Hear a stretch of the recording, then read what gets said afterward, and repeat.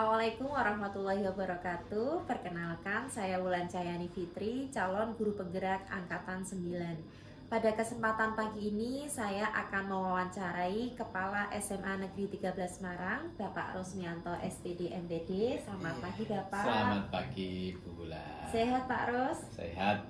Ya. Baik, terima kasih Pak Ros atas waktunya. Kali ini saya mendapatkan tugas untuk mewawancarai Bapak. Dalam hal ini saya sedang belajar di modul 3, Bapak. Belajar mengambil keputusan sesuai dengan nilai-nilai kebajikan universal. Ada beberapa pertanyaan yang ingin saya tanyakan berkaitan dengan hal tersebut. Selama ini Pak Rosmianto itu dalam mengidentifikasi kasus-kasus yang merupakan dilema etika atau bujukan moral itu seperti apa, Pak Ros? Iya, dilema etika atau bujukan moral, mengidentifikasi kasus itu yang jelas bahwa di kasus tersebut, di persoalan tersebut, dua-duanya memiliki hal yang benar. Jadi tidak ada kebohongan, tidak untuk penyelamatan diri dari yang bersangkutan secara sepihak begitu. Jadi saya mengidentifikasinya ya menelaah dulu, menanyai, kemudian menggali fakta-fakta, mencari informasi dengan yang bersangkutan dan pastinya pihak lain pun kita pilih atau fakta-fakta lain di lapangan gitu. Jadi tidak sederhana. Saya mengidentifikasi artinya tidak serta-merta percaya, tidak serta-merta mengambil keputusan dari satu informasi itu jadi tidak gegabah lah intinya. Nah, selama ini bagaimana Pak Ros dalam menjalankan pengambilan keputusan yang ada di sekolah berkaitan dengan kasus-kasus di mana ada dua kepentingan yang sama-sama benar nih, Pak Ros? Ya, dua kepentingan yang sama-sama benar mengambil keputusannya. Ya, satu patokannya regulasi. Itu ya, jangan sama-sama benar menurut siapa lah, itu pertanyaan begitu. Ya, kalau menurut ya ini kan namanya dilema etika ya, ada kebaikan bersama, ada bujukan moral, ya ada kasih, belas kasihan, ada mesake ya tadi kan itu. Jadi memang tidak mudah sih. Iya.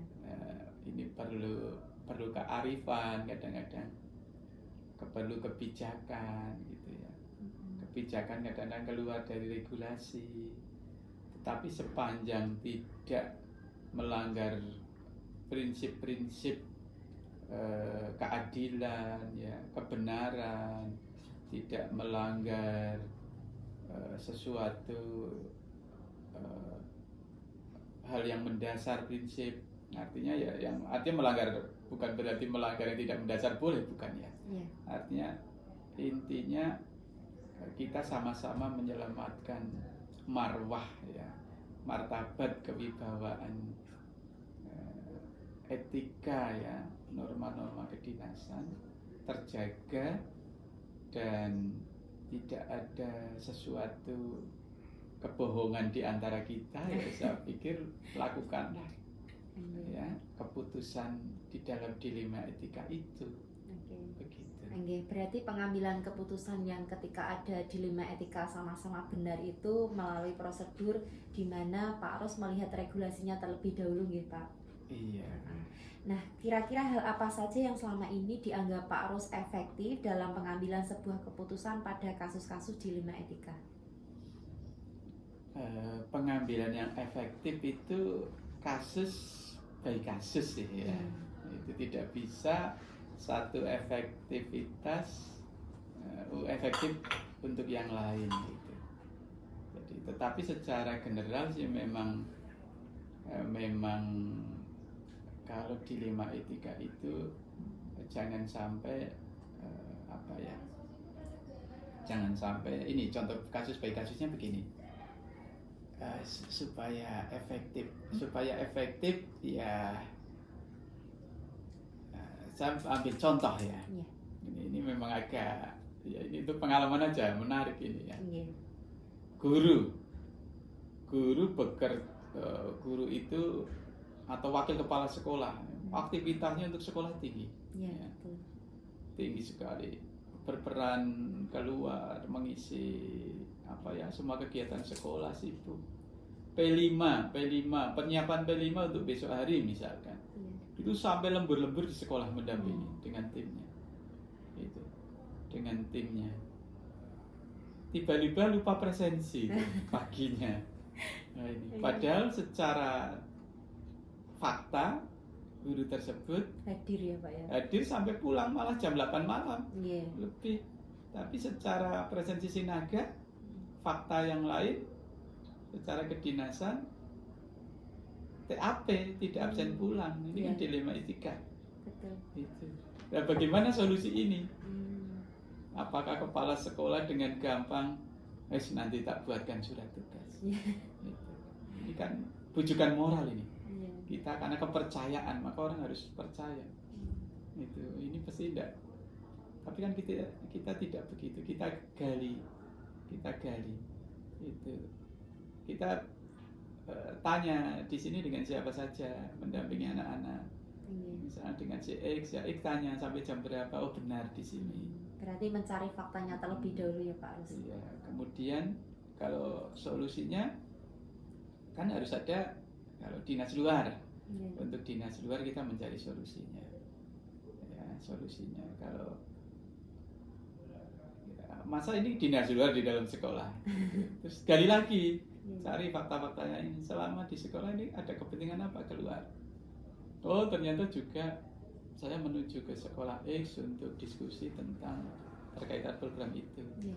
Ya, kita menemukan fakta baru. Nah, udah dibuatkan surat dinas luar untuk apa? Untuk ini, untuk dasar sinaga tadi. Iya. Faktanya memang kita cek di sekolah tersebut, menuju ke sana enggak. Kalau iya, lakukan. Iya. Itu. Jadi inilah pengambilan keputusan yang harus kita ambil. Satu sisi secara regulasi lupa absen, tidak absen pulang TAP. Satu sisi di sekolah sampai malam hari melebihi guru yang lain yang Betul. absen presensi pulang. Itu.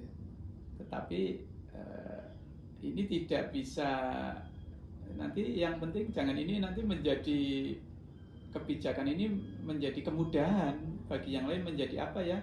Wah, mudah kok. Diberi kemudahan tapi gampang jangan sampai itu. Iya. Gitu. Jadi nanti mungkin kita mengingatkan teman setimnya suatu saat pembekalan ini supaya tidak terjadi. Betul. Dan ini jangan sampai ini menjadi ini dilema etika ini terpaksa keputusan dilakukan ya kasuistis lah ya. Jangan sampai ini menjadi milik ini tadi menjadi general, menjadi umum yang lain kalau lupa. Yeah. Ini namanya dilema etika susahnya di sana. Yeah. Ya, kan jangan menjadi milik publik gitu. Okay. Karena ini ya bukan berarti ini ya apa? Inilah namanya dilema kan begini. Iya. Tapi Berarti yang itu termasuk jelas tantangan juga ya Pak Arus. Iya. Tantangan terberat Pak Arus dalam pengambilan sebuah keputusan yang berkaitan dengan dilema etika itu seperti apa Pak? Ya, tantangan terberat itu pengambilan ya harus menimbang dua hal yang sama-sama Benar gitu. benar, baik, ya lebih-lebih ada moral. Nah itu ya tantangan terberat ya tadi, hati nurani, benar salah, jangan-jangan ini salah atau benar gitu ya, jangan-jangan saya salah, kalau benar ya nggak ada masalah. Ya, betul. Itu tantangan terberat sih itu. Ya. Tapi lagi-lagi kita perlu karena kedinasan ya, komunikasi ke atas, itu kata kuncinya sih. Jadi keputusan tidak sendiri. Berarti harus tetap koordinasi dengan atasan ya Pak. Gitu. Lalu ada jadwal tersendiri tidak Pak Arus untuk sebuah penyelesaian kasus dilema etika yang selama ini terjadi? Kalau berjalannya sebuah manajerial organisasi itu sih, kami selama ini rutin untuk umum ya, persoalan-persoalan umum kami berapat wakar. Gitu. Nah, biasanya muncul persoalan-persoalan yang di dalamnya ada dilema etika kadang-kadang. Kalau ada itu ya kita dalami. Jadi sebelum ke forum guru maksudnya disampaikan sesuatu yang dilema etika ya kita bawa ke forum kecil dulu. Atau kalau forum besar yang di dalamnya ada dilema etika tidak serta-merta impromptu kita jawab, tidak harus, jangan tergesa-gesa. Nanti akan lebih didalami lagi, dikaji lagi di forum kecil.